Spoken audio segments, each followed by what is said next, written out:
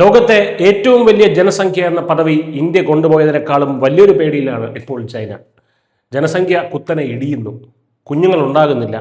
ഒടുവിൽ ഗതികെട്ട് ഗർഭനിരോധന ഉറകൾക്ക് വരെ നികുതി കൂട്ടേണ്ട ഗതികേടിലേക്ക് ഷീ ജിൻപിങ് ഭരണകൂടം എത്തിയിരിക്കുകയാണ്. കാര്യങ്ങൾ കൈവിട്ടു പോകുന്ന അവസ്ഥയാണ് ബീജിംഗിൽ. 1949 ശേഷമുള്ള ഏറ്റവും കുറഞ്ഞ ജനനിരക്കാണ് ചൈനയിൽ ഇപ്പോൾ രേഖപ്പെടുത്തിയിരിക്കുന്നത്.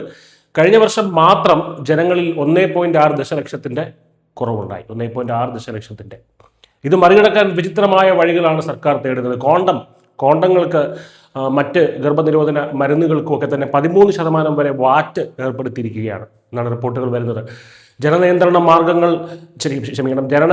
മാർഗങ്ങൾ ചെലവേറിയതാക്കി ജനങ്ങളെ കൊണ്ട് കൂടുതൽ കുട്ടികളെ ജനിപ്പിക്കുക എന്നാണ് ബീജിംഗിന്റെ പുതിയ തന്ത്രം. മാവോയുടെ കാലത്ത് 1969 മഹാക്ഷാമത്തിന് ശേഷം ചൈന നേരിടുന്ന ഏറ്റവും വലിയ ജനസംഖ്യാ തകർച്ചയാണിത്.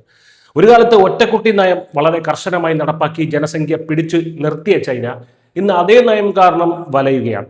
യുവാക്കളുടെ എണ്ണം കുറയുകയും പ്രായമായവരുടെ എണ്ണം കൂടുകയും ചെയ്യുന്നത് ചൈനയുടെ സമ്പദ് വ്യവസ്ഥയും തൊഴിൽ മേഖലയും ഒക്കെ തകർക്കുമെന്ന ഭീതിയിലാണ് ഭരണകൂടം.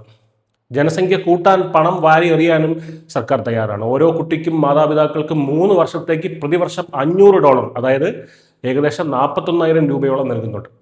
ഒപ്പം നീണ്ട അവധിയും ഓഫർ ചെയ്യുന്നുണ്ട്. പക്ഷേ ഉയർന്ന ജീവിത ചെലവും ജോലിയിലെ സമ്മർദ്ദവും കാരണം ചൈനീസ് യുവത്വം ഈ ഓഫറുകളെല്ലാം തള്ളിക്കളയുകയാണ്.